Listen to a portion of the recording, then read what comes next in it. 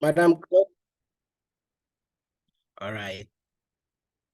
Yes, so today we thank God Almighty for bringing us together to discuss issues concerning our health.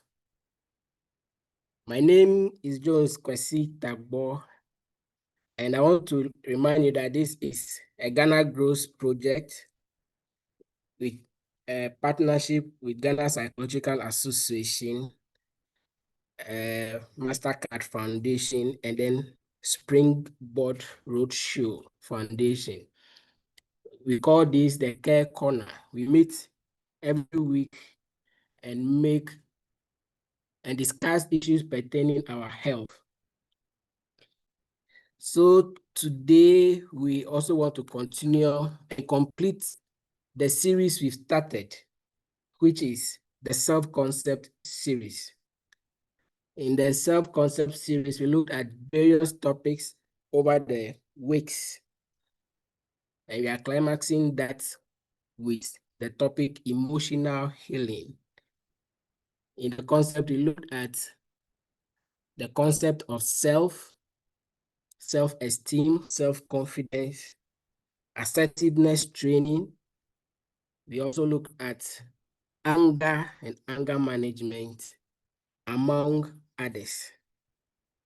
I want to use this opportunity to thank the organizers of this program and our lead organizer, Madam Claudia, who has always been there constantly to ensure we have our program. So this evening, we are once again grateful for that.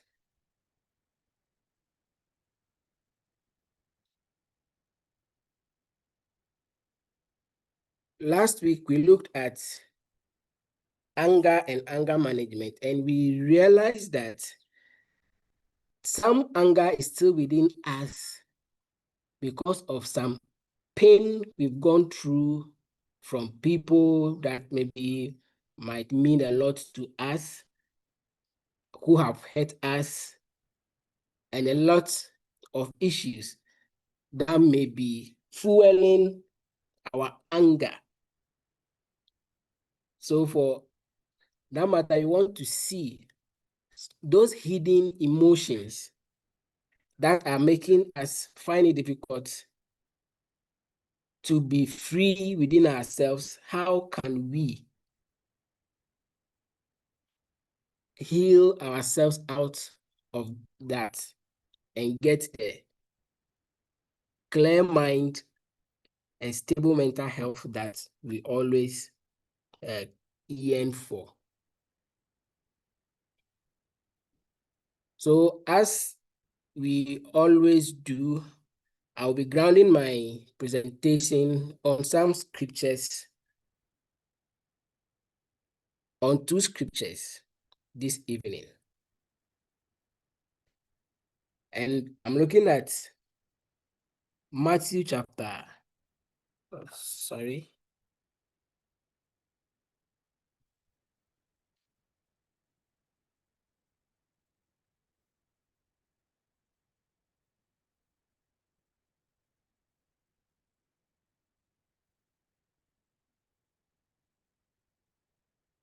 All right. So we are looking at Matthew chapter 11, verse 28. And it says that, "Come to me, all you who are weary and burdened." Sorry, some people say they can't hear me. I can see a message in the box that they can't hear me. Please, is that same with everyone? Can I be heard, please?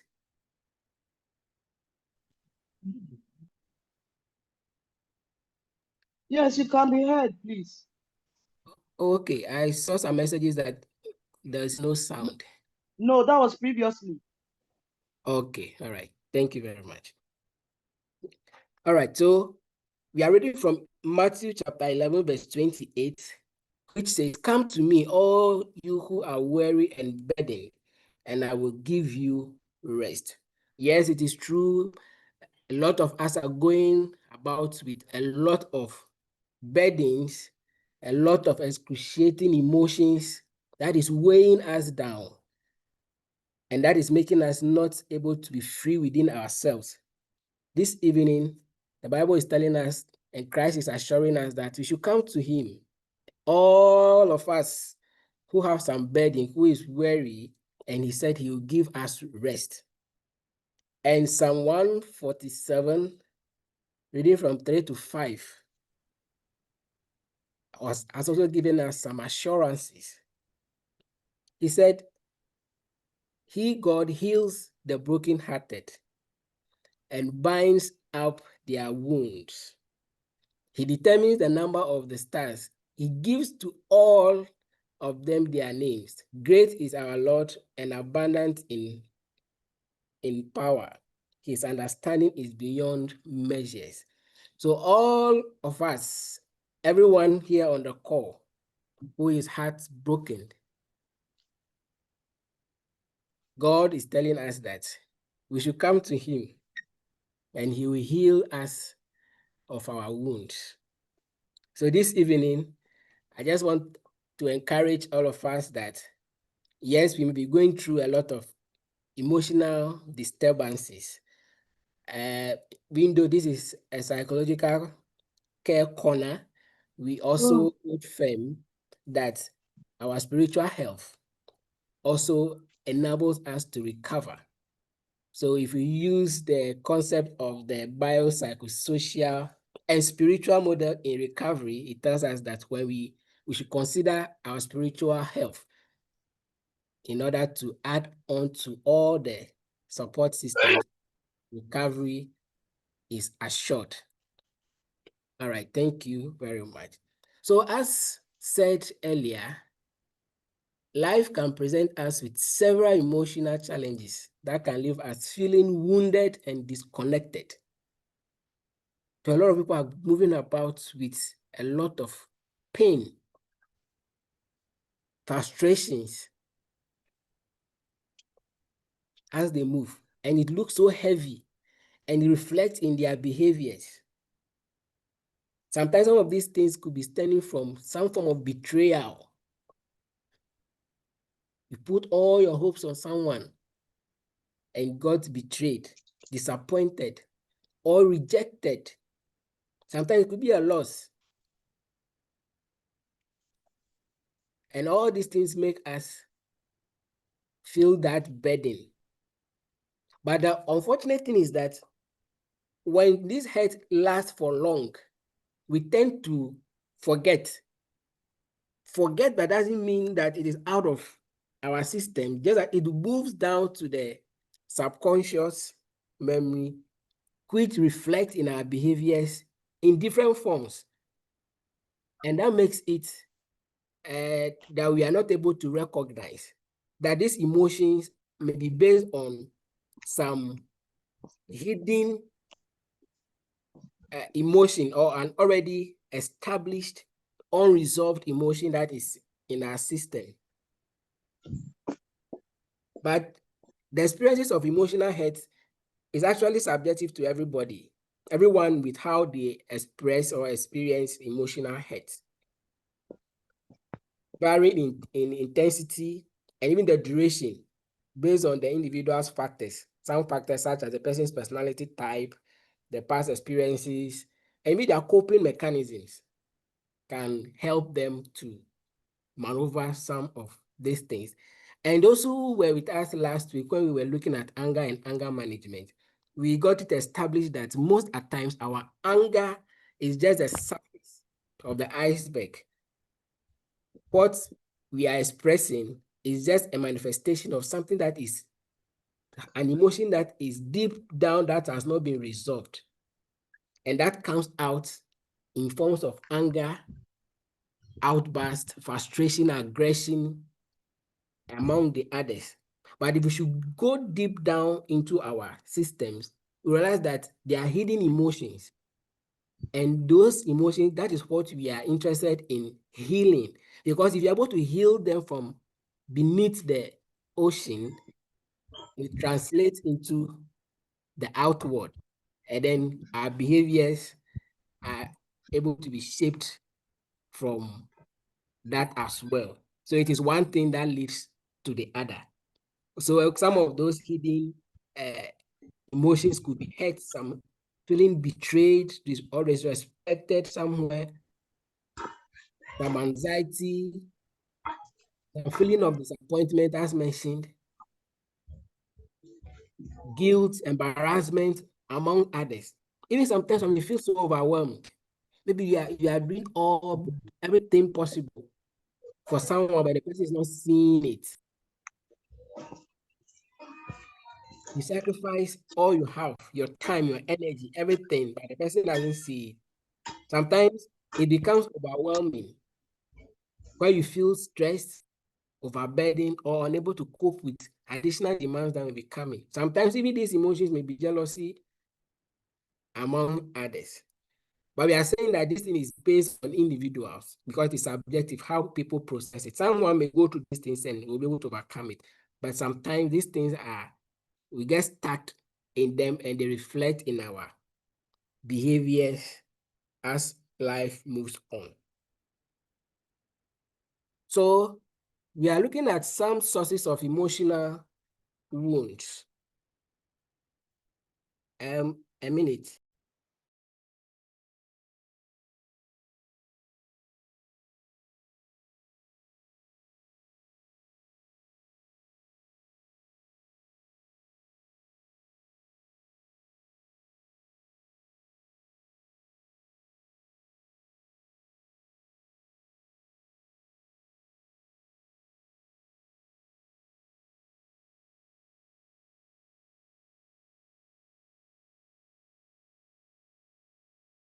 Yes, so we are looking at some sources of emotional wounds. Sometimes can be early childhood trauma or early life trauma, where an individual passes through some forms of neglect, growing up probably not with parents, maybe with foster parents, the form of care that this individual is being given. There's no love, there's no care. Abuse of different forms, or loss of a caregiver. So at early age, and life seems to be shutting at that early stage.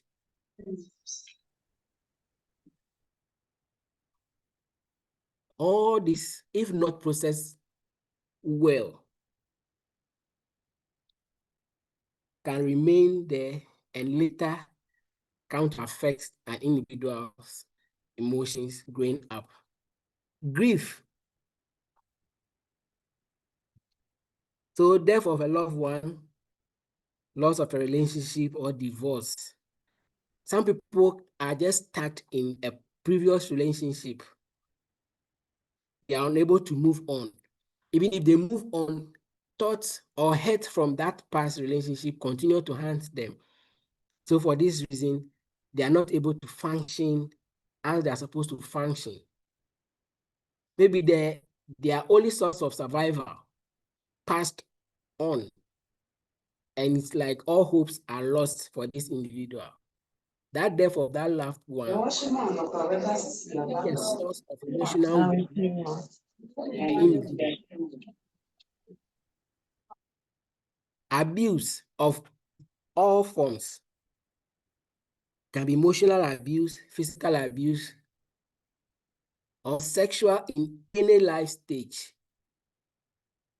especially even in the young ages. When these things happen, the individual tends to grow with them, and the pain. And I was saying this somewhere last 2 weeks, if not last week, last 2 weeks. When children go through sexual abuse, some families would like to rather hide or cover this child instead of seeking help for them. Some is like, oh, we don't want the family's name to be exposed, that our child has gone through this. And instead of getting help for these people, they rather shut them down. So as you shut them down, the whole emotion are deep-seated. This child grows I would like to appeal to unmute our devices if you are not But I'm fine speaking. to Sorry, I don't get put with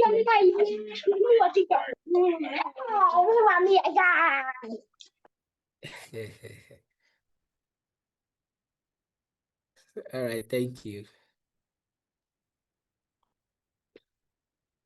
So these emotions end up to be deep-seated in this child. The person grows and it starts affecting. It's very simple. To look like this, and then I put and then I had to put text. And Claudia, can you please help us? Think to unmute the person. I don't know. Then I'll mix everything well. Then I chop the Lydia, sausages and mix can you it. please Fry. mute for us? I can't mute from here. It's not working for. Yes, I'm struggling to mute her from here. Yes, I'm also trying, but it's not muting. All right. Please, if Lydia also can hear us, we'll plead if you can mute for us. The background is interfering with our interactions. All right.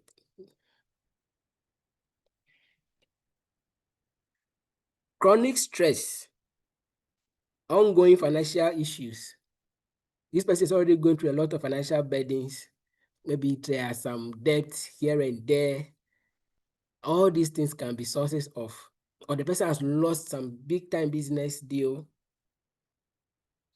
which is troubling this person. It can be a source of emotional wound. Troubles at work or work overload, especially where maybe your efforts are not regarded, not having clear goals or objective at work. The instructions are not clear for you to what to do. Your work and what you earn doesn't match. All these things can be frustrating and be sources of emotional wounds. Sometimes can be family pressure. We've mentioned betrayal and disappointment. So when trust is broken in relationships, this can be a source of someone's emotional wound.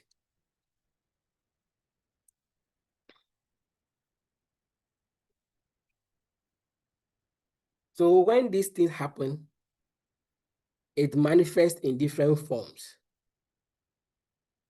So realize that there will be that persistent sadness in the individual. The person can develop issues of anxiety or depression. That is when these emotional wounds are not taken care of and it grows or it lives longer in the individual. It can lead to persistent sadness, anxiety, or depression. Sometimes emotional numbness, or you just feel so stuck, so locked up, as if you are caged. You don't know where to go. Like nothing works for you. You don't feel any positive nor negative emotions. You are just flat. So emotional wounds can lead to that kind of numbness. When even sometimes get to the workplace, it can even bring about compassion fatigues.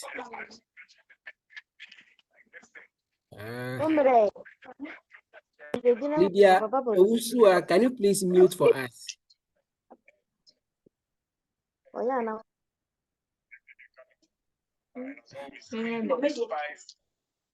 Mama, why is this camera? Video.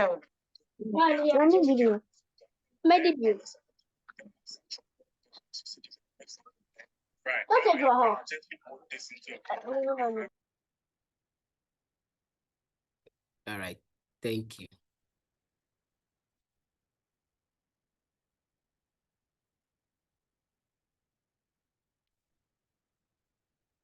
Also, when the emotional wounds continue to persist, or some of the manifestations that shows that this person is battling with some emotional wounds, it can also manifest in difficulty forming healthy relationships. So based on the past hurts, the disappointment, the betrayals, and all that happened in the past, this individual will now find it difficult forming new relationships because they now go with the motto that everybody is the same.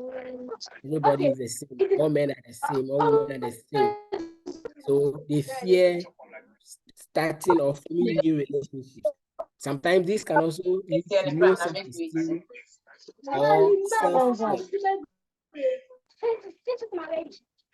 Unhealthy coping mechanisms, some people may adopt to substance use because of some wounds that they haven't healed up.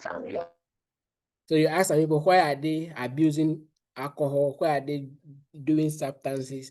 And they will tell you about some hurts that made them to start, and they become addicted to that behavior. So emotional wounds are things that we are supposed to pay close attention to. If not addressed properly, can manifest in various forms and be causing things in present day. So some of the things may be happening to us today. We'll be thinking, giving in all sorts of reasons why this is happening. But if you should go down the ocean or the iceberg, realize that there are a lot of hurts that are sitting down there that is causing this individual's current behavior. So the person may be withdrawing from friends or society or social gatherings. They may be putting up some form of aggression. Some research made us understand that even children who go through abuse when they are young, some will grow up to become aggressive towards people. Some develop some personality types that becomes hostile to society. So like the antisocial personalities and all those stuff, sometimes may be coming because of some childhood trauma that the child might have gone through. So people have some hate towards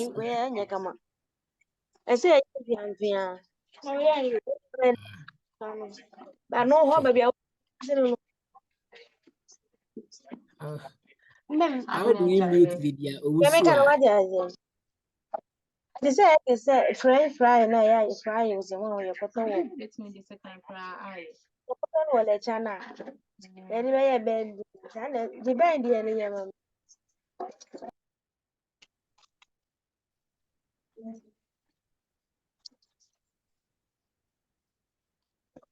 All right, let's continue.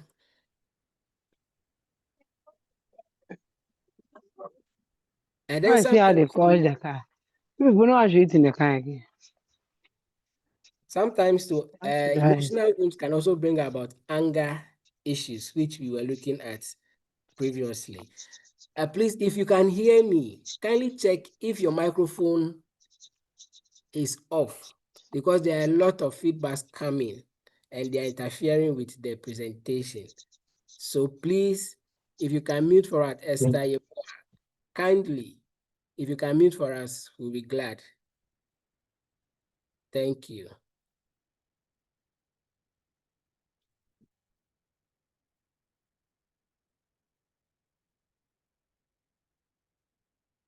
So let's look at, so now we understand what the wounds are, what the sources of these hurts. Now let's go into how we can take care of some of these things. But before that, let's look at what health is and what healing is. So health, as we all know, if you take the WHO definition, is a state of complete physical, mental, and social well-being, and not merely the absence of disease or infirmity. So somebody may be walking around physically okay. They don't have headaches, they don't have stomach ache, they don't have pain in their legs. But if this person is carrying emotional wounds, some pain, at that point, we can't say this person is fine because their mental health or their emotional health is at stake.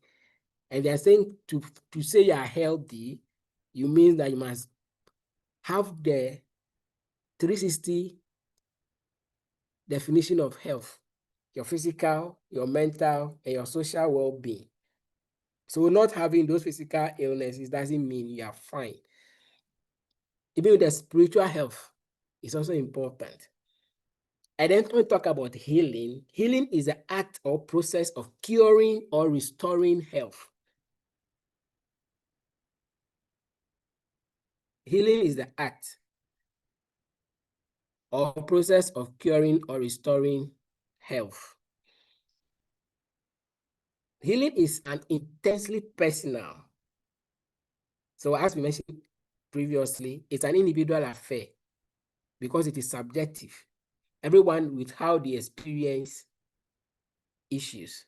So it's an intensely personal, subjective experience involving one, reconciliation of the meaning an individual ascribes to distressing event. So the meaning you assign to what is causing you the distress. With his or her perception of wholeness as a person. So you're talking about healing, you're saying it's an intensely personal, subjective experience involving a reconciliation of the meaning an individual ascribes to distressing event with his or her perception of wholeness as a person. Then what is emotional healing? What then is emotional healing? Emotional healing is about recovering from feelings of pain, trauma, or distress. Emotional healing is about recovering from feeling of pain, trauma, or distress. So all those hurts that you've mentioned in the previous slides, all those pain, all the trauma, emotional healing is about coming out of them. So it involves recognizing and addressing psychological pain, the trauma, or distress, and moving toward emotional health, peace, and resilience. This journey is not a straightforward one. It's not a linear one because sometimes it comes with setbacks. At times, breakthroughs are there, and then renewed hopes too. So it's an on and off process. So as we are going through, maybe you may be remembering some past traumatic experiences which you want to work out. Yes, the good news is that you can actually come out of it. However, sometimes it can be a bit rough, but we are saying that you can always come out of it. Once you put in the necessary measures, you're able to come out of it. So the goal for this presentation is how do we come out of these hurts, this trauma, or this distress that have been sitting down within us and causing a lot of disturbances in our daily activities. Let's look at some signs behind our emotions. So when you take the whole brain system, the brain has various parts, but the aspect of the brain that actually focuses on or look at our emotions is what we call the limbic system. So the limbic system has its own components, different aspects of the limbic system. So if you see the image, the one at the top is giving the area, the zone where we have the limbic system located. So that's that area. And in the limbic system, we have structures such as the amygdala, the thalamus, the hippocampus, among others. So each of those structures in the limbic system all play roles in when it comes to expression of emotions and then trauma as well. So let's look at let's just pick just 3 of these components. These are some key areas that are involved when it comes to emotions and why things that have happened previous years ago still come to hurt us today. So when you take the amygdala, for instance, so if you look at the image below the first one, the limbic system, you see where the amygdala is located in the limbic system. And that is, we usually call it the brain's alarm system because it alerts the body. It gives a signal when an information comes in. It's able to process to give that alert. So it's able to process fear, anger, and threats. So when it comes in terms of trauma, the amygdala becomes overreactive, which leads to hypervigilance or anxiety. Because I said that it possesses fear. When there's fear, it does give you the alert. The same way, that is what will bring about the anger, or if there's a threat, the amygdala is activated over there. But in this case, because of this constant or repeated trauma, it becomes overactive. And that will make the individual become overly vigilant or hypervigilance, or become anxious. So when it is activated like that, because the parts are interconnected, the hippocampus is also activated. And the hippocampus, its main responsibility is about memory formation. It helps us to form memories about what has happened. So the amygdala has experienced something and has given an information that the hippocampus will keep memory of what happened. So you are saying that, so trauma can shrink the hippocampus, making it difficult to distinguish past from present triggers. So when the individual is prone or constantly in touch with the, let's say, stress-provoking situation, sometimes the hippocampus becomes activated and then makes it difficult to distinguish between past and present triggers. Then the prefrontal cortex also takes it up. And the prefrontal cortex, what it does is that it mostly processes our executive functions. Some of they are over there. So that takes up our decision making, impulse control, and emotional regulation. So it helps us to also regulate our emotion. So in chronic stress weakens its functions, making emotional management difficult or harder.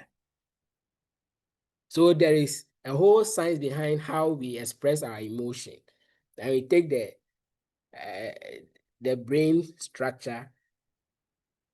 The neuropsychologists are able to give us some understanding of how these emotions are processed. Let's look at the impact of trauma on the limbic system here. So the trauma disrupts the neural regulations between these brain systems. So how the systems work, the trauma will get it, like we've seen the hippocampus being strained and all that. It brings that form of dysregulation in there. So unprocessed trauma can lead to emotional hijacking, where the amygdala overrides rational thoughts, producing overwhelming emotional reactions to minor triggers.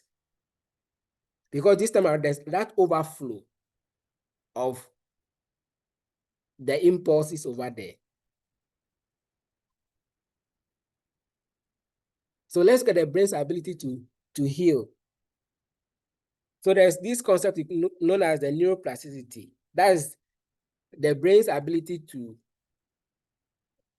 change or adapt or to rewire to heal itself.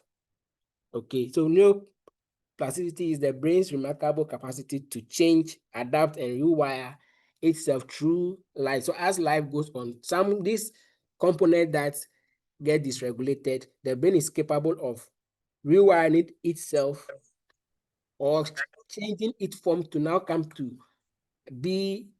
adopt a particular way of functioning based on that continuous experience of a particular stimuli. So emotional healing is a process.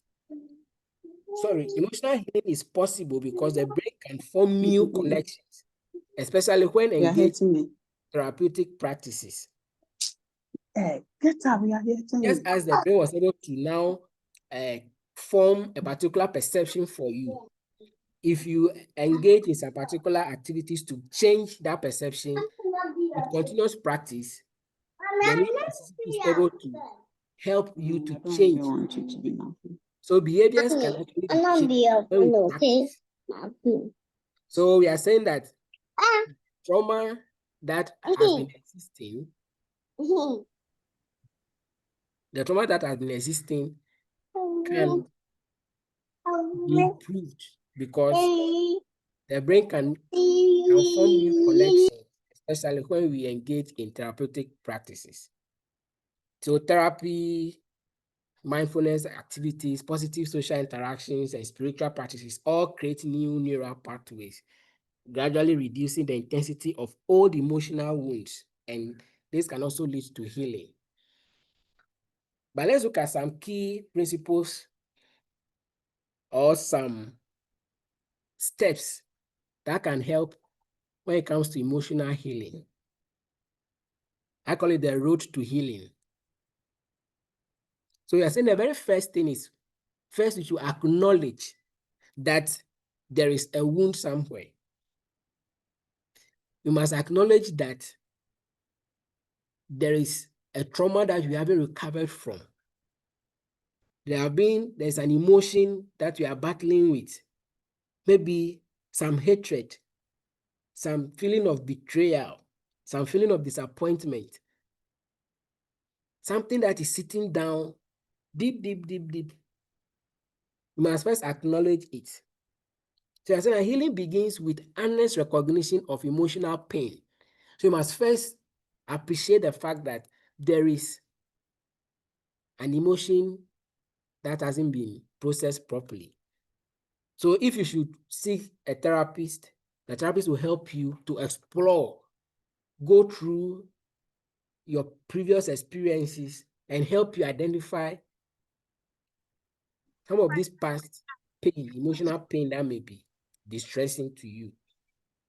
Suppressing or denying feelings can prolong or worsen suffering. So if you are not able to recognize or identify that this thing is causing me my present day emotions, then recovery becomes difficult. So the very first step to recovery is to acknowledge the presence of that emotional pain. Now that you know that, okay, this thing that has happened some years ago, let's say there have been some abuse, either emotional abuse, physical abuse, verbal, sexual, or what form of abuse, which that wasn't addressed properly. You should be able to identify this. Then the second stage comes in, which is the expression. So you now try to express, to pour out, let it out. So safe, healthy emotional expression is vital. So talk about it. That's why sometimes it is being said that at least, even if the person you're talking to cannot help you, he or she listening to what you're saying alone in itself can be therapeutic. You have to let it out. So just talk, just keep talking. Just keep talking and expressing yourself.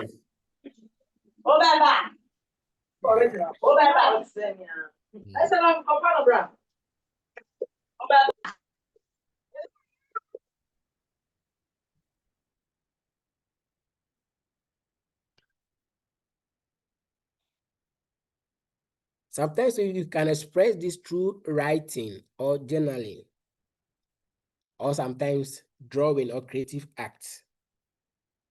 Especially when it comes to children to express their emotions, sometimes the art therapy helps them. So after you've been able to acknowledge that there is some trauma sitting down in the system, you have to express it. So the expression is what you're talking about by talking about it. Maybe it has been a sexual assault that the perpetrator threatened you some years ago that if anyone should hear that, they are going to do this to you. So for years, that hurt has been sitting down and causing a lot of trouble in your life. Today, we are saying that in order to start your healing journey, look for a safe space and express yourself. Get a therapist, get a counselor, get someone who will help you to express it out. Somebody you can confide in and let those emotions out. He said you can also write them down. The more you are writing, pouring out, the more the recovery starts coming. Emotional bottling can lead to both mental and physical health issues. Yes.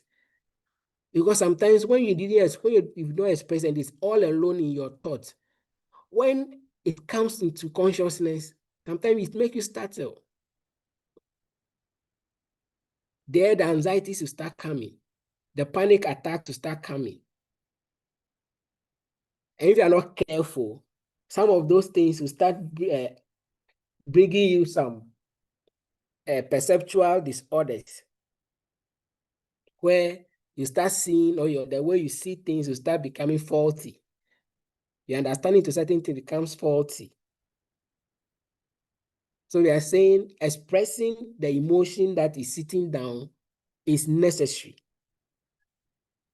Let's move on.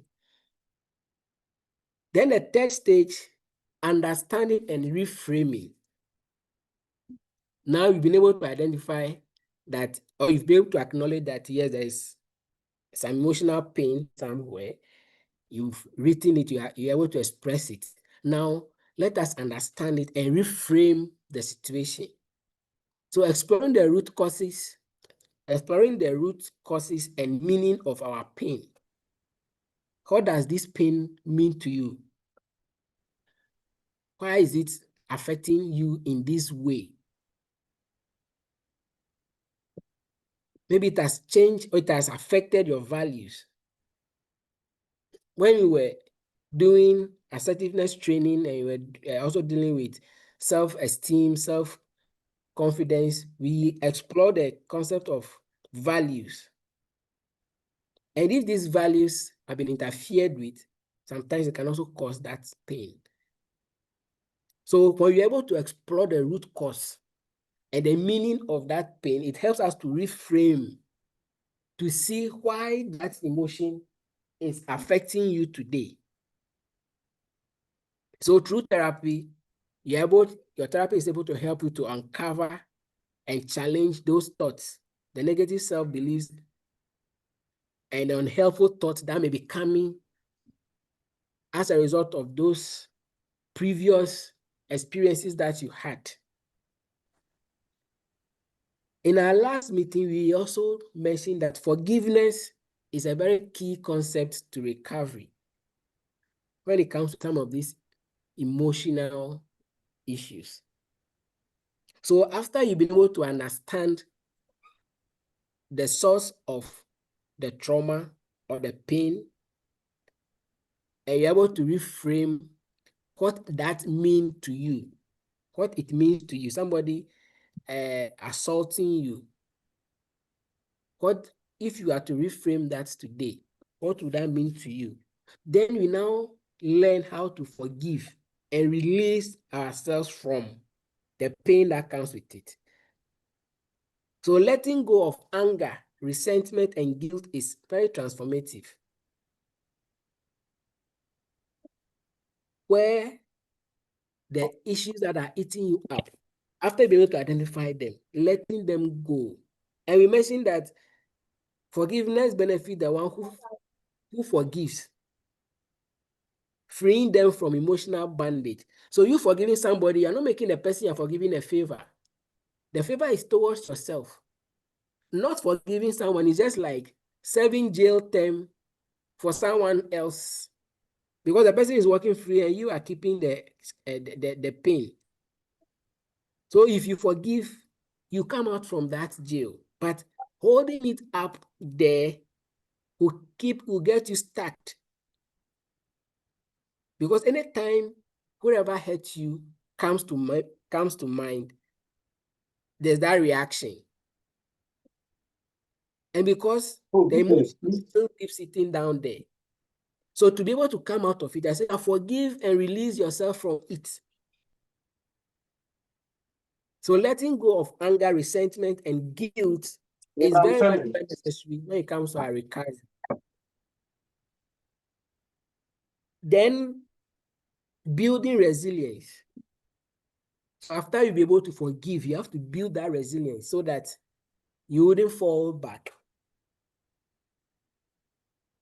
So building resilience, that is developing healthy coping strategies. So self-care, problem-solving abilities, mindfulness, relaxations, among others. Fostering hope, gratitude, and meaningful relationships. So you should also learn how to be grateful.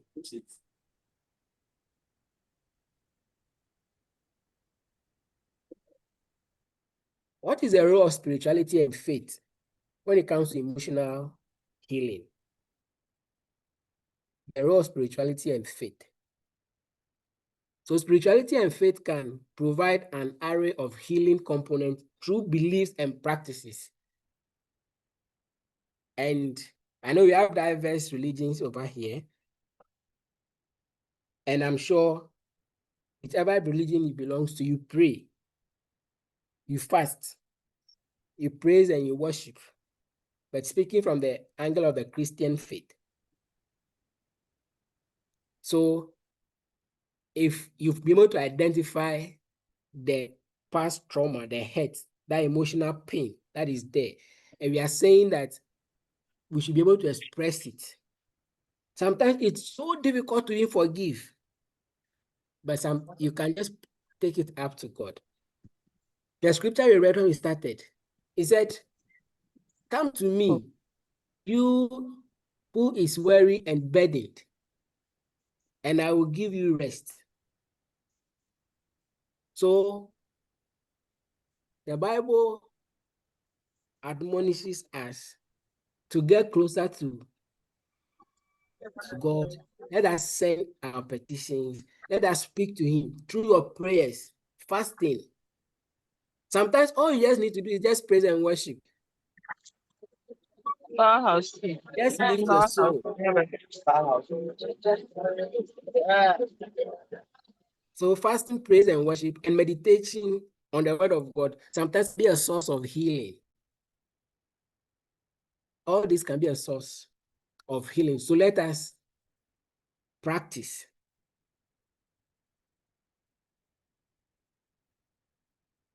When you read Psalm 147 verse 3, we read just the verse 3. It says that he heals the brokenhearted and binds up their wounds. So regardless of how broken you are,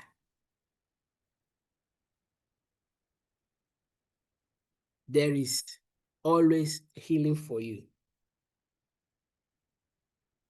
And the same Bible says that in his stripes you are healed, or in his wounds you've been pierced. He has been pierced for you to be healed or be saved. So let us also build upon our spiritual life and faith, because it has a lot of benefits. It gives us hope and meaning. Faith provides a framework for hope, meaning, and connection beyond oneself. It also gives us that sense of spirit, that community. So spiritual communities offer belonging, accountability, and encouragement. So as you go to your religious settings, your church, your mosque, everywhere, and you feel bonded with people, at least they are source of healing. We've mentioned forgiveness in the previous slide. So the Christian message of forgiveness, new beginning, the old have passed away. Behold, you are now a new creator. So whatever has happened, look, yesterday is past and gone.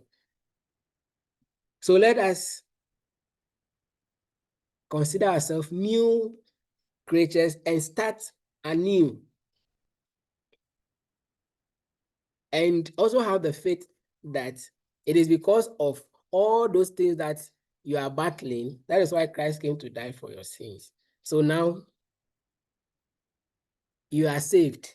So from today forward, you're a new creation. If this will not heal you, then you have to read your Bible again. I'm talking to the Christian faith. So forgiveness is necessary, and redemption in Christ as well. Why do we need to heal ourselves? The need for emotional healing. Why is it necessary? So we heal ourselves to avoid issues that compromise our mental health.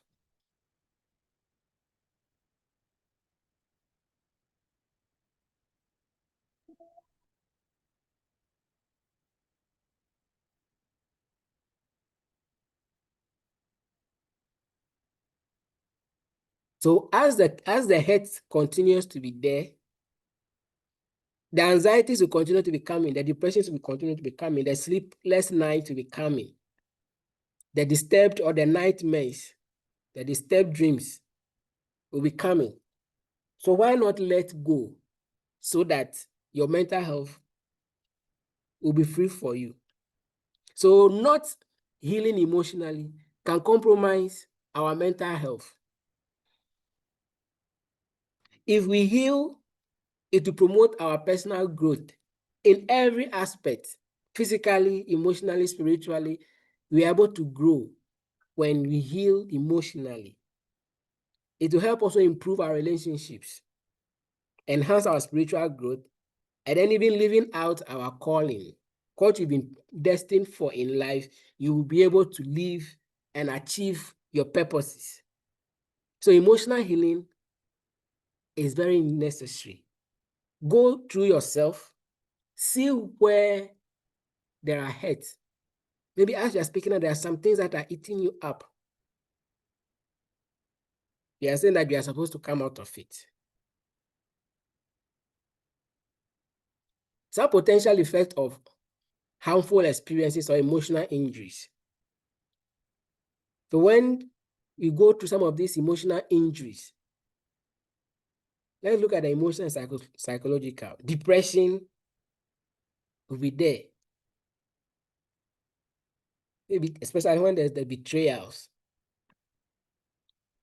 The betrayals, the disappointments, the frustrations. Sometimes people lying on you, something you have no idea of, but because you are vulnerable, you don't have the mouth to talk. People just push things on you, and all these things will keep eating you up and causes us depressed, anger, sometimes post-traumatic stress, especially with the abuses or any form of trauma. It can be disaster, a natural or a man-made disaster. It can bring about post-traumatic stress. It can bring shame and self-blame. Shame and self-blame. So we are always blaming ourselves. I'm not good. It is because of me that's why things are not going on well. If not because of me, like the family wouldn't be spending this amount. We are always blaming ourselves. Too many guilt feelings, racing thoughts, feeling numb. These are some potential effects of emotional injuries. When it comes to relationships, we now have difficulty trusting. So there are people who have trust issues because of previous experiences. They trusted so much and eventually lost everything. They can't even imagine that day coming, but it came eventually. So that brings about difficulty forming or maintaining new relationships. And when these people get married, difficulty with emotional or physical intimacy because of previous. So it's like they are living today, but in their past emotions, just because of that injury. So that's why we are supposed to identify the source of that. So somebody may be having issues in a relationship, not because of anything, but just because they have not been able to forgive or come out of that hurt. And the hurt is eating them up almost every day. Physically, sleep problems. You go to bed, but you realize it's morning and you couldn't even blink. Searching for sleep. You've been taking pills almost every day. The day you don't get it, you can't sleep. If you're able to identify some of these emotional injuries and work it out, maybe that sleep can be improved. Sometimes emotional hurt even cause us body pains, chest pains. Some of the gastrointestinal issues we've been having, sometimes if you go deeper, it is because of the emotional injuries that we are carrying about. Because our immune systems are compromised. So it is not always that if you see someone has gastrointestinal issues or ulcer symptoms, then it means the person is not eating well. Or it means the person is eating too much of hot spices. You know, sometimes the emotional hurt is causing it. The emotional hurt is causing it. So let us fix it. Once you fix it, those physical health issues will be resolved. Means sometimes poor sexual performances have been aligned to some past trauma, especially when it comes to some of these abuses. Infertility, both male and female infertility, can also be ascribed to emotional wounds.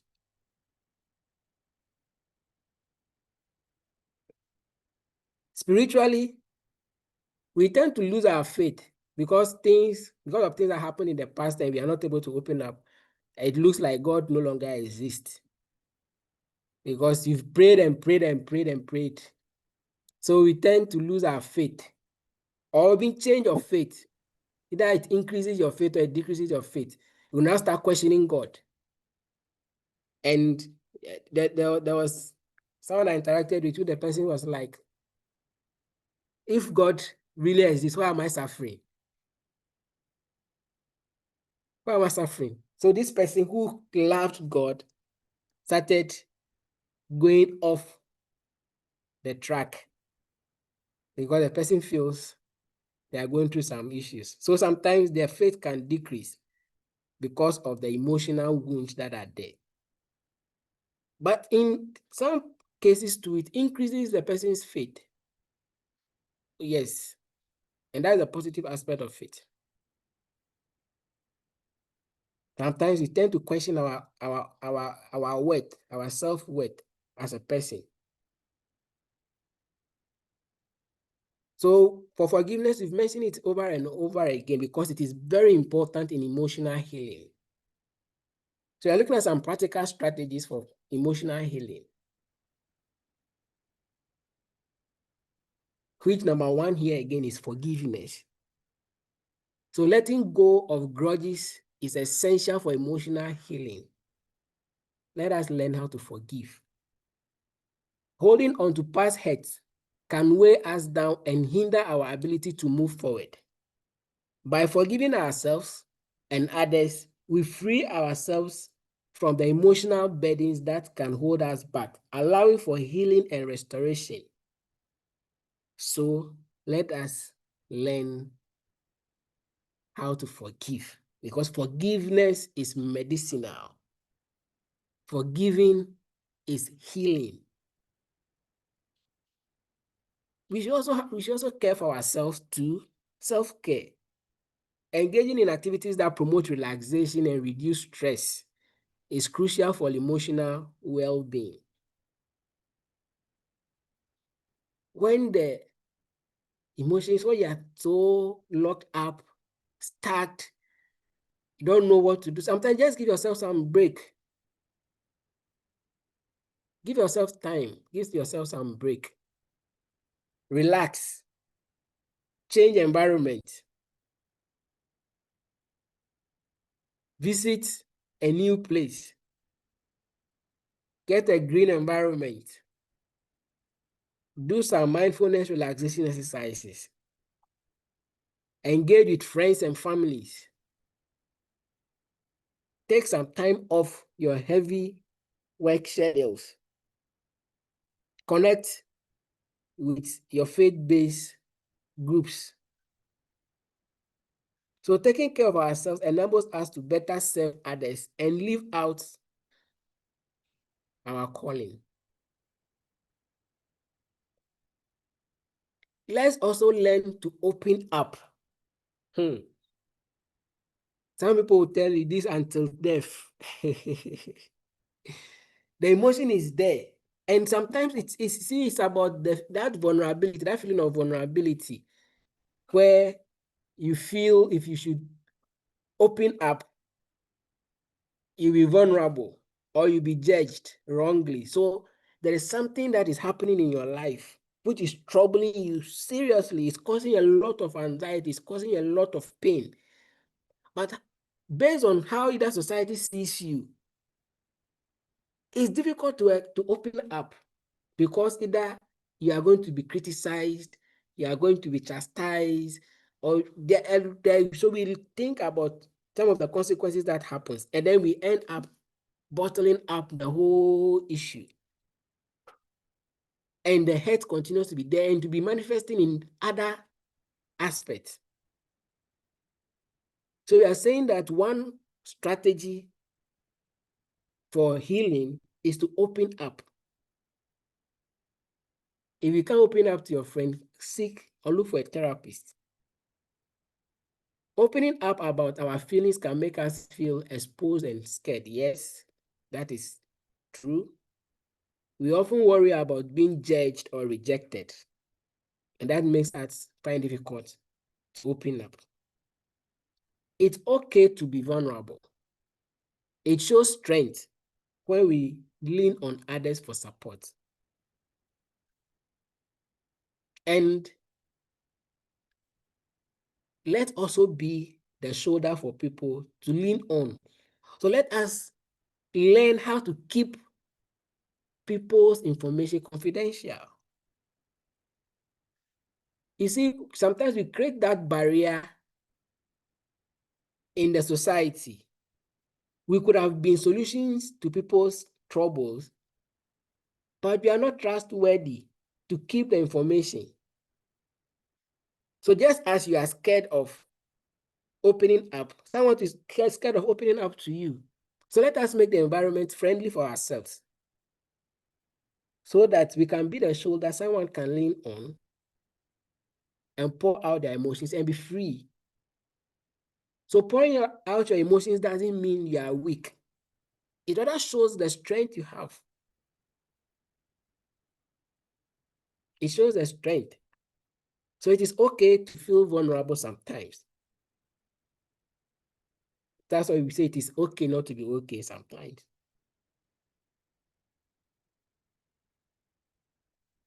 Let us also think positively. There are some people, their thought patterns are always negative. So sometimes we get caught in a cycle of negative thinking where we tell ourselves we are not good enough or that thing will never get better. Maybe probably because of just some past one mistake that a person did and they got stuck in there. They generalize it that they can't do it. They are not good. They are not better. So it translates into other aspects of their lives. Look, the Bible encourages us. When you read Philippians chapter 4, verse 8, it encourages us to focus on, it said to focus our thought on things that are true, honorable, just, pure, lovely, admirable, excellent, and praiseworthy. These are things we should be focusing on, things that are true, things that are honorable, things that will bring good reputations. things that will promote our well-being. Let's think positively. So Philippians is telling us, focus your thoughts on things that are true, honorable, just, pure, lovely, admirable, excellent, and praiseworthy. Let us cultivate a healthy thought life, directing our minds to positive and virtuous aspects of life, rather than dwelling on negative or disruptive thoughts, which can lead to unhappiness and mental struggles. So let us think positively. The negative thinking every day will be weighing us down. Mindfulness, relaxation exercises can also be helpful. So mindfulness involves staying present and aware of our thoughts and feelings without judgment. So those who have been with us when we started the self-concept series, we've gone through a number of exercises when it comes to mindfulness. So some of this are like the deep breathing, the progressive muscle relaxations, and all those stuff. We've done them in the previous sessions. So you can practice some of them. The 5, 4, 3, 2, 1 exercise or activity were all things that we did. So you can be practicing some of them as well. Then the community support. Surrounding yourself with trusted friends, family, or therapists is vital for emotional healing. Community can be a source of strength and encouragement as we navigate our healing journey. So let's not make ourselves islands. As we always do say that nobody is an island. We exist in a community of people. It is people that will solve our problems for us. God has created it that way. If you are sick, it's a human being that will take care of you. If you go to school, it's a human being that will teach you. The same way, if you are down in spirit, someone will talk to you. So let us embrace that and build a community around ourselves that when we are emotionally down, we can get somebody to lean on. Someone says, for me, I work alone. Working alone can be stressful because when there are emotional disturbances, you are all alone in your thoughts. There's nobody to talk to. So from now, let us start connecting. Let us create families for ourselves. Families are not only biological families. Friends, school colleagues, workmates, we can create this community ourselves where you can always get someone to talk to. Don't keep the thoughts in your mind and start contemplating suicide. Because some of these emotional wounds which are not taken care of can make somebody contemplate suicide. And we are saying on this call that suicide is never an option to any solution. So if you are listening to us on this call and maybe you are thinking that I want to tell you that it is not a way, it is not a solution to the problem. Seek help. Speak to somebody today. And I'm sure how you think that issue has no solution, you get a solution. So just gather courage. Opening up, as we said, opening up is not a sign of weakness, but rather a sign of strength. So don't kill yourself, but rather seek help. And help is always available. Okay? Some barriers to emotional healing, which is our last aspect of the presentation. Some barriers to emotional healing. Why some of us find it difficult to heal? Denial of emotions. We tend to deny that, oh no, this is not me. Many people struggle to admit when they are feeling hurt or sad because they feel they are so hard. For them, they are untouchable. Every human being, so far as you have the component of the brain that processes emotions, it will definitely go through some forms of emotions. So it is okay, it is normal to experience some form of emotion. When you are not fine, seek help. Don't deny it. So some people might think, oh, I will be fine, I should be fine. And then you ignore the feelings. Talk to somebody about it, because that feeling that you are ignoring, that is what to be piling up and be growing and be growing and be growing. And in 3, 4, 5 years to come, that feeling that you didn't process properly will now come back manifesting in different forms. So let us be honest with our feelings. We shouldn't deny that we are feeling bad.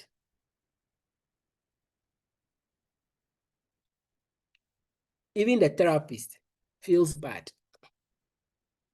So everybody feels bad. The pastor feels bad. The pastor is human. So there are some things that can get this pastor angry. And anger, we mentioned, that is a normal reaction or is a normal emotion. How you express it is what matters. So being angry is normal. Just that you have to check how you react when you are angry. Unresolved trauma can also be a barrier to our emotional healing. So past experiences of trauma can create emotional barriers that are hard to overcome. You may avoid thinking about them or feel stuck in our pain. Healing is possible when we face our past with God's help and also seek help from the therapist. Sometimes too, it seems we don't get support. So lack of support can also be a barrier to our healing. Healing is often easier when we have friends, like you mentioned, the community, friends, families, a counselor, someone to lean on. If we feel alone, it can be tough to heal. So let us create that support system for ourselves so that we are able to get someone to lean on. Then lastly, on the barriers, some people tend to have to put up some avoidance behaviors. So some people try to escape their feelings by using distractions like alcohol, drugs, or overworking themselves. While this might provide temporary relief, it doesn't address the root of the pain. So using alcohol, whatever that you want to numb the feelings you're having, you want to forget about, I take alcohol and I forget it. These things don't help. So let us avoid those behaviors. Lack of self-compassion. Sometimes we can be so hard on ourselves that we think nothing is good for us. For us, we don't deserve the better. We don't deserve anything good. Nothing good will come our way. We are always hard on ourselves. Being hard on ourselves can prevent us from taking care of our emotional needs. So you think, oh, I don't deserve to feel better. No, everybody deserves to feel better, including you. So anything that will make you better, that is what you should do. So when you're tired, take rest. When you're not comfortable with something, we mentioned from the beginning of the self-concept that you have the right to say your mind. So speak up. You have the right to say no. You have the right to make your own decisions, your own choice. And you have the right to your personal space. So be compassionate to yourself and exercise some of this right. And then lastly, some people, based on that perfectionist tendencies, may find it difficult to heal. So the desire to be perfect can create a lot of pressure. We might think we need to have everything under control before we can seek help. No, we all need help. And You don't have to have everything in control before we seek help. So in conclusion, what I'll say is, as we pursue emotional healing, let's remember that it's a process that takes time and dedication. Okay? It takes time and dedication. It's important to be gentle with ourselves and not hesitate to seek help when we need it. By prioritizing emotional healing, we can lead more authentic and meaningful lives, building stronger relationships with ourselves and others. So, may God guide and support us throughout our emotional healing journey, helping us to find peace, joy, and fulfillment. Thank you very much for your attention this evening. All right. So, ladies and gentlemen, Thank you very much. God bless you. amen. So please, I'm open for questions. If you have comments you want to put in the chat box, you can do so. If you have any concerns, you want to add on to, or want to share an experience with us, we have, yes, so today we would like to close early. So we'll have some 5 to 10 minutes to do that. So please let us interact now. You can put up your hand, raise your hand, and you'll be called if you want to speak. Or you can also put the comment question into the chat box and it will be read. All right, thank you.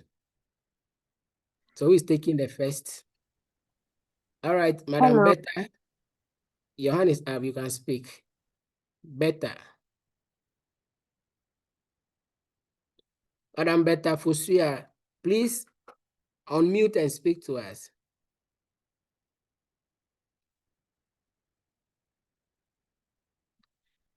I think we lost her. Okay, sir, please, can I speak? Tracy, yes, Tracy, please speak to us. Thank you very much for the presentation. In fact, I loved every detail of it. My question is, if they are a couple and one is ready to go through this emotional healing and the other is not accepting that she has a problem and is not willing to go through because probably she feels she's okay, she's fine, and apportioning blame to the other one. My question is, will this healing be possible for the one who is willing to go through, even though the spouse is not willing to go through? Don't you think the spouse will interrupt or prevent him or her from going through all this healing process? Yes, thank you, Madam Tracy.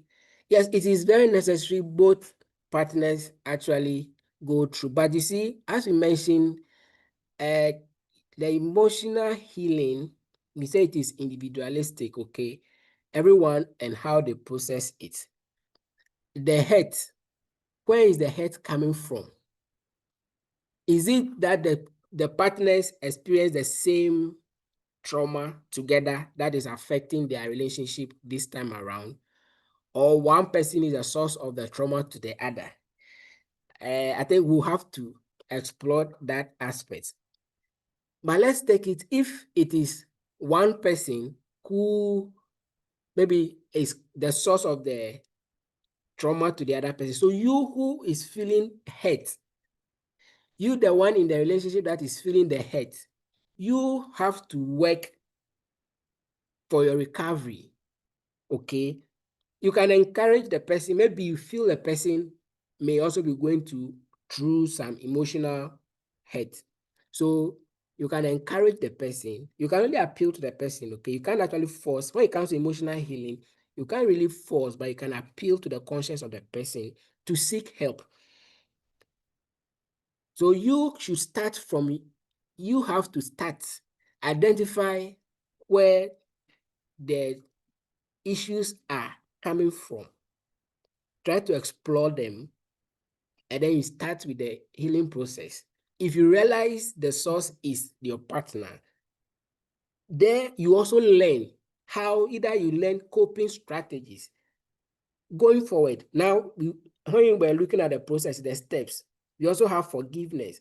So if it's your partner that you identified, now you've been able to identify the problem, explore how the problem or the challenge is affecting you. You forgiving. Then you now learn the resilience practices. What do I do now to cope better this time around? So you put in measures that will help you to cope. However, it is very laudable to have the two parties seek therapy, as in couple therapy. It helps. So in couple therapy, the therapist will guide the partners to identify the common challenge that is there. So when the common challenge is identified, together they're able to adopt strategies that will help them. Okay. So if the other partner doesn't see the need to seek help, you who is seeing the need for it, go ahead, seek help for yourself. And I'm sure it will start, the healing process will start from there. I don't know, maybe somebody may want to add on to my explanation. You are free to do so.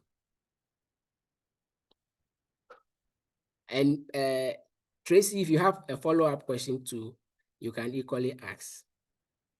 Thank you. Well answered, sir. Thank you. You are most welcome. Mr. Foster Nyamiche, your mic is on. Do you want to speak to us? Oh, sorry.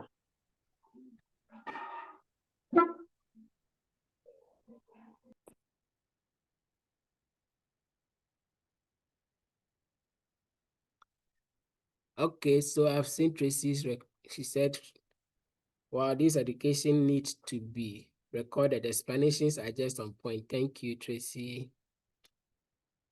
All right, better, you can come back, you can unmute and speak now.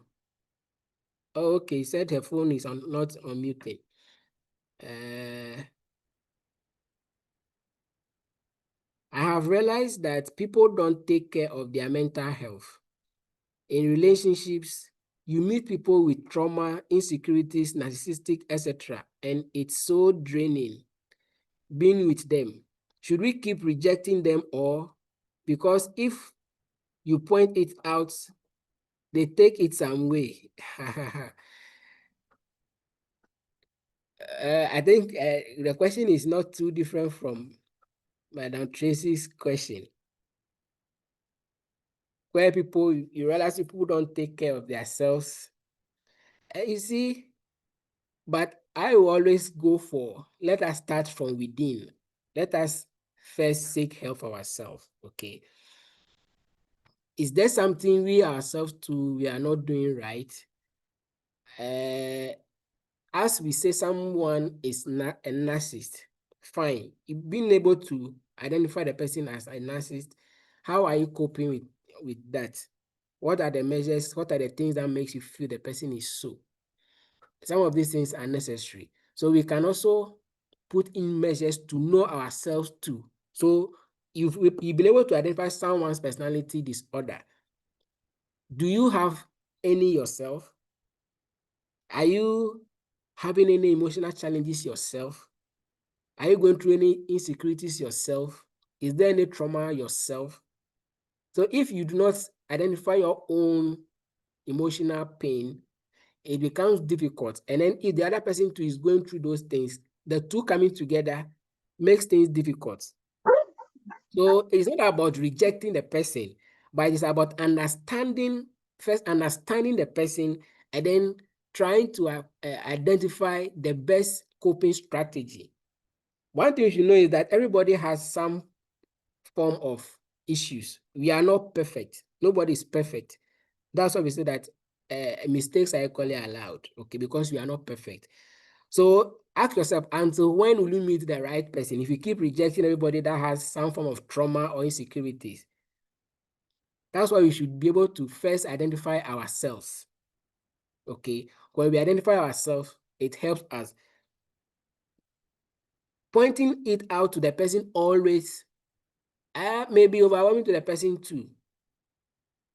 And especially the person doesn't even know that they have a problem. So the same way, seeking help is also very necessary. Okay, so talk to a counselor, talk to a psychologist, and I'm sure you'll be able to find better ways of handling the situation. Living sometimes may be justified, but that should be an informed decision. The decision shouldn't be based on our emotions. You know, sometimes we take decisions because of the emotions in which we are going through. So when we are sad, our decisions go in that direction. So when we are happy, our decisions go in that direction.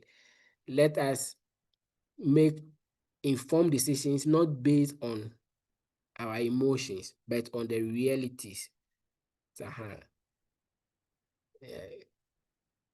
Thank you. But better if you have any follow-up, you can come in. Please, the floor is still open. If you have any concerns, any questions, any add-ons, please, you want to share some experiences with us, we'll be glad to hear all that. We are talking about emotional healing.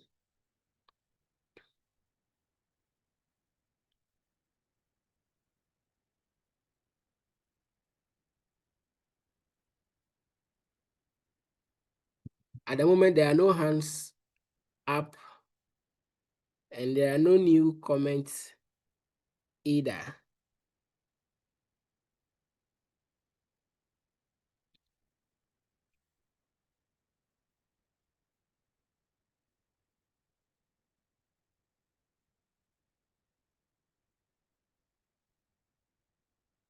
So I would like to ask one comment. I would like to ask one question. And my question is, so if you are having any deep-seated emotional pain, what are some of the strategies we've discussed to be used? And which one do you see needful or very important that you think you can apply?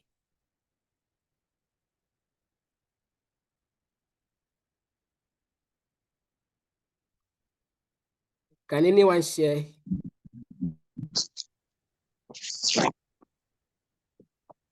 Mr. Seth Amawo, your mic is on. I don't know if you want to speak with us.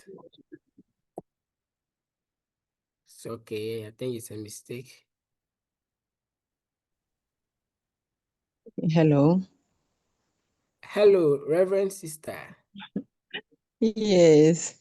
So I want to share on the strategy, especially that of the faith or prayer one.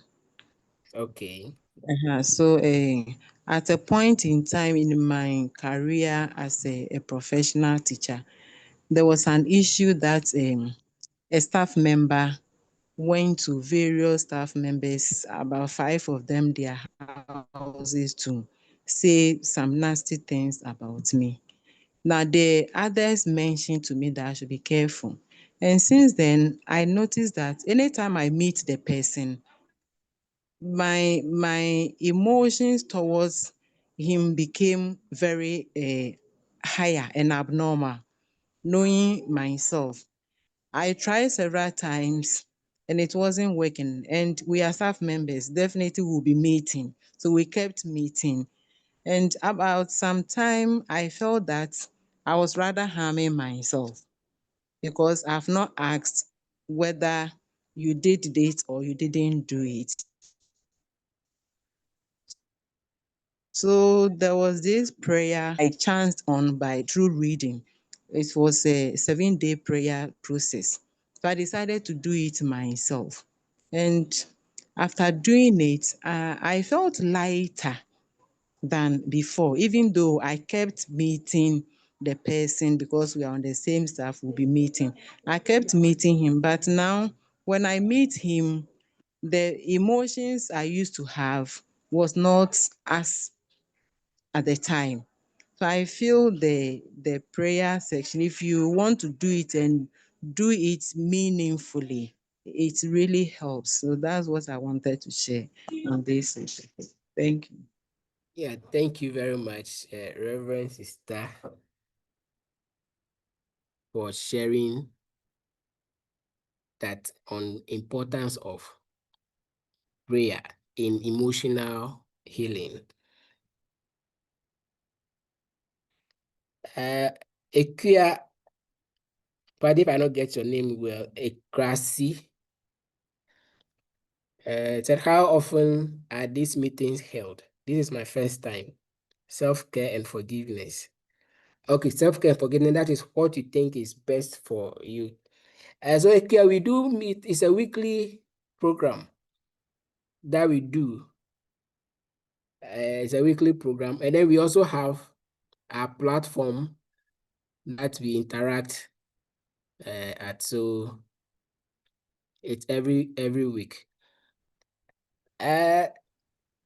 Mr. Ike Mawena, your microphone is on. Please, will you want to share anything with us? No, please. I was even having some challenges and the connection. It was a few minutes ago that you came stable. Very well. And thank you for joining us this evening. Welcome.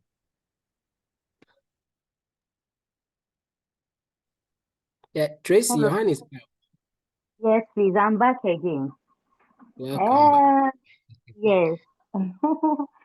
Yes. I also think the faith and prayer is will be my first. But secondly, avoidance too. I think personally, I've also tried avoidance and it worked. You know, where I was in a place that I didn't feel accepted, I felt emotionally drained. And then I just decided to move out just for, let me say, 2 months. And there my healing took place. So when I came back, I was okay, I was fine. You know, seeing the people with who criticize you, draining you, saying all sort of things, and avoiding them. I mean, leaving that scene also helps. Thank you very much. Thank you very much. So that's an addition to our notes that sometimes you can avoid to get you healed. All right. Please, do we have any other question?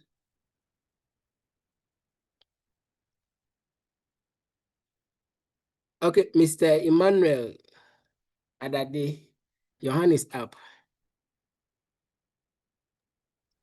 Yes. Thank you, Mr. Jones.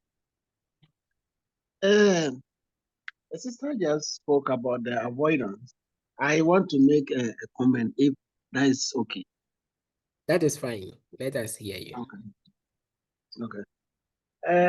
For the avoidance, it's quite okay, but then at the long run, it doesn't really help. Okay, can The you avoidance, explain to us to understand? okay.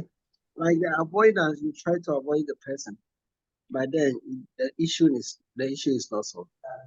It's still there. So at the long run, what happened is that is also sometimes the burnout comes in at times at the long run at times where the person now want to react. You see that when the reaction comes in, the outcome of the reaction doesn't always look good. And like when the person practice the avoidance for some time, and you feel like, no, I am fed up, let me confront this. And you see that when it get to that stage, before the confrontation comes in or the reaction comes in, sometimes it does not, the outcome is not really nice.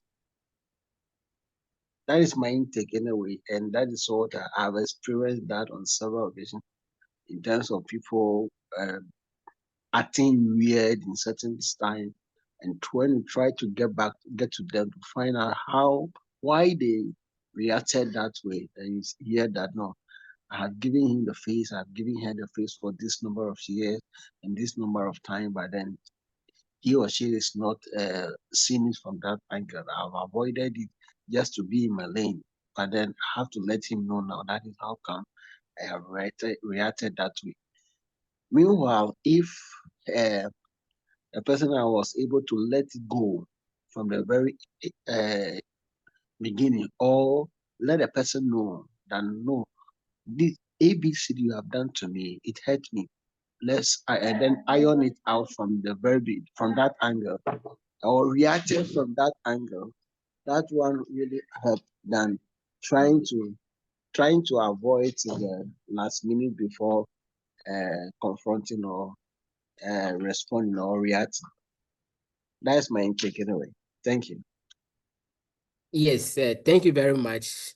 And I really do understand. And I think I also agree with you. I also agree with you on that.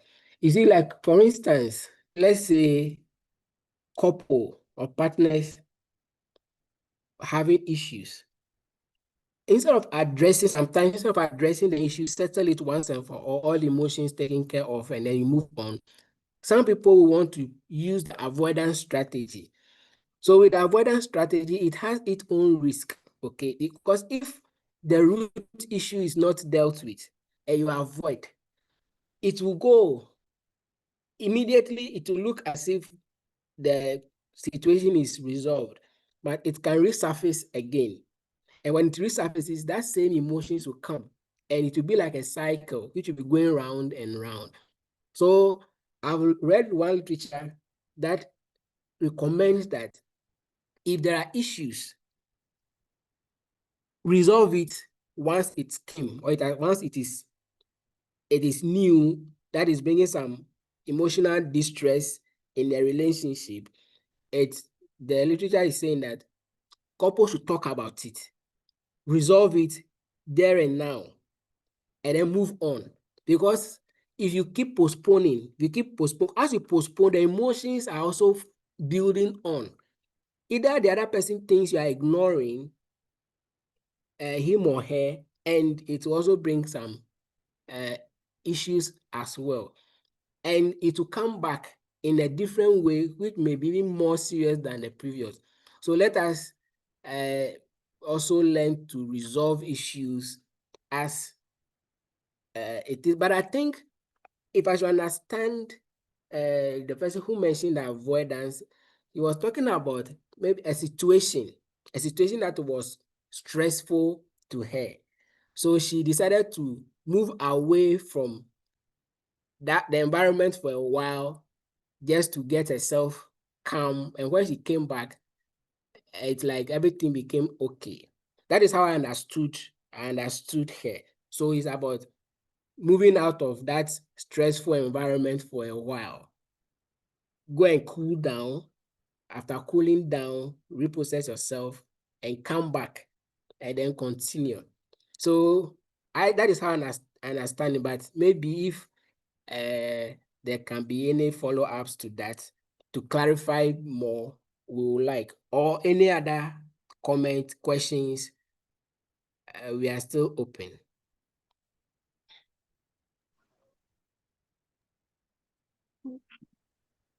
Hello, sir.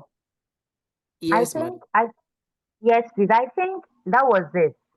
After cooling down and then I came back, I would want to say thank you to the gentleman who just came in, because after a while, the issue resurfaced again. Good. So I think after the avoidance, I think the issue still needs to be addressed. Yeah, but I was just talking about the surface. Now, when the trauma happened and the avoidance came in, I mean the healing took place for a while. until I came back, and then maybe after 3, 4 months, then the issue resurfaced again. So it was a temporal healing that took place. Great. All right. Thank you very much for the clarity.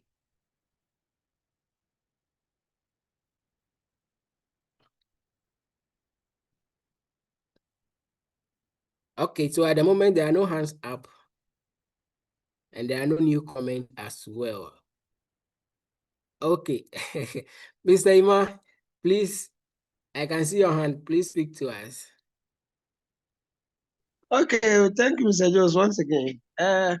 Sorry, I joined late, but then I would like to give a comment on the aspect of the Christian faith when you quoted Matthew chapter 11, verse 28 for the emotional healing. What I would like to see over there was that that aspect for Christians, it helps a lot. That is those who know. That is those who know, because there are some challenges, also there are some emotions when it comes up.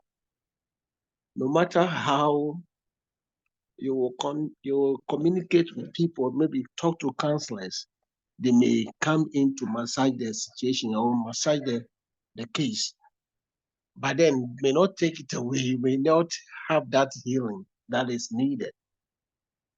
But then if you come to God soberly, the Lord, this one, I don't know how I can handle it. Come true for me. There and there, you may find mercy. God may show you mercy, and you will find grace that will provide all the necessary requisites, giving you some kind of wisdom. And sometimes one thing I personally have come in contact with the word of God, it has to do with I don't know. Like either the Lord God will uses a machine or system that will clear the whole thing out of your mind. That you are trying to recollect what actually happened before, and there will be no trace of it. No trace to be worried about it. No trace to even think about it. And that has really, really, really helped me a lot in my walk with God, and even coming to uh, uh, the social environment with people. It has really, really, really helped. So that is why I did want to comment on that aspect. So when you break it in from the religious aspect, I was really, really happy. Once again, I will say thank you and God bless you for that aspect. Thank you very much. Let's also note that Mr. Iman also has an NGO who is into mental health, advocacy, empowered mind, Ghana. So, yes, come to me, all you who are weary and burdened, and I will give you rest. Matthew 11:28. And Psalm 147:3 says, He heals the brokenhearted and binds up their wounds. To continue, say that He determines the number of the stars, He gives to all of them their names. Great is our Lord and abundant in power. He's so powerful that He can do everything. He understands every situation. So His understanding is beyond measures. So what you think there is no meaning to, God understands. The whys are asking, God knows why. So go to Him and He'll give you the answer to the why you keep asking every day. So on this note, I also want to thank you all for making time with us this evening. It has been a wonderful day. I appreciate your company. I also want to thank our host, Madam Claudia. And let's be reminded that this is a Ghana Growth Project, which is a partnership program with Ghana Psychological Association, Springboard Roadshow Foundation, and MasterCard Foundation. So this is the Care Corner where we meet every week to interact. So as we've been mentioning, we've come to the end of the self-concept series.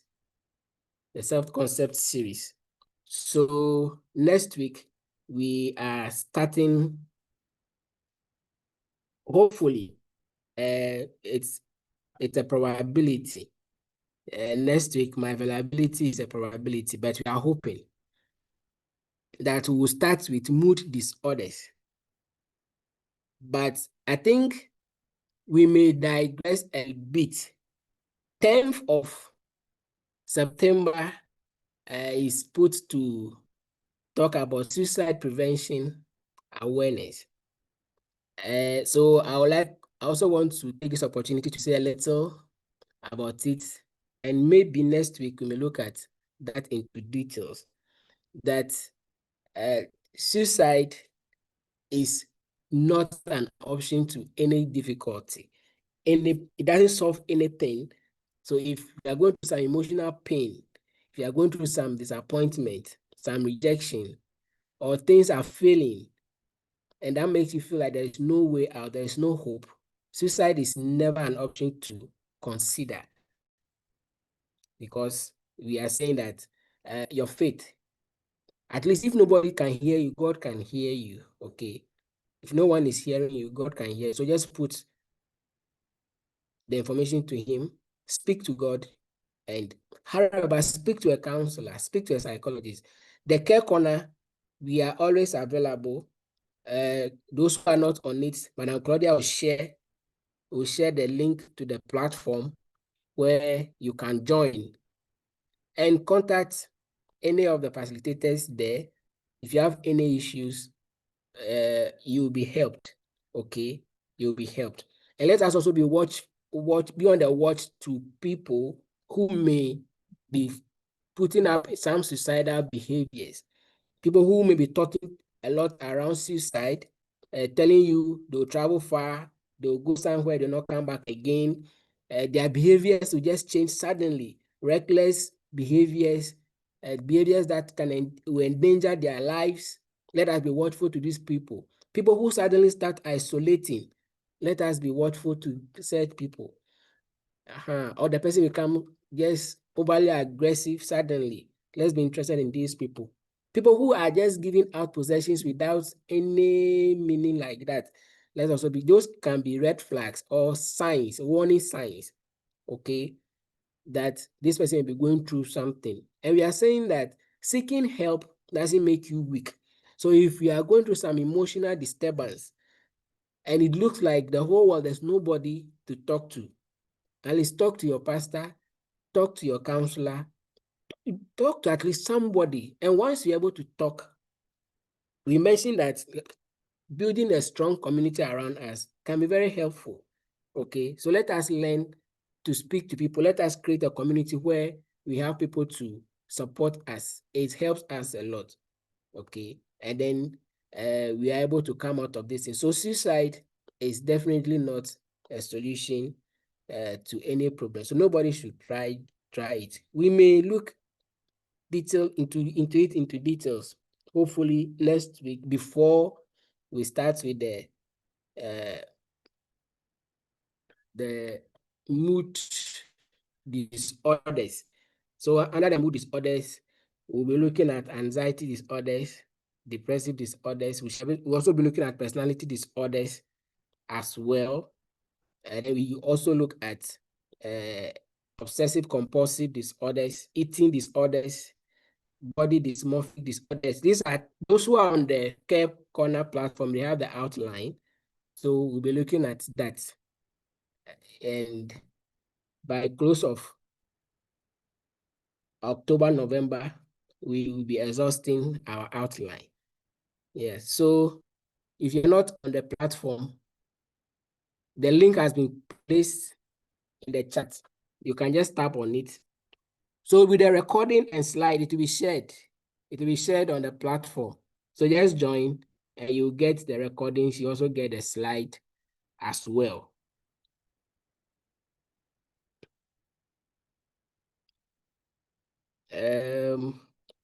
So let me also acknowledge the presence of everyone. Because some people have been constant and we are doing so well. I think I have to reward some people in the coming days. Deborah Agbaviano, thank you for joining. And your brother has also joined, Wisdom Agbaviano. I've seen all of you. Mr. Ike, Mawena, God bless you. Emmanuel Adade, everybody, if I want to mention the names now, Mr. Godwin, Seminar of Hohwe, Ghana Gross Coordinator, thank you. June Okran, thank you as well. I think I'm going to be tempted and I may have issues. So let me just end here and thank everyone for joining. So God willing, next week we'll be back. Mr. Setama, I've seen you as well.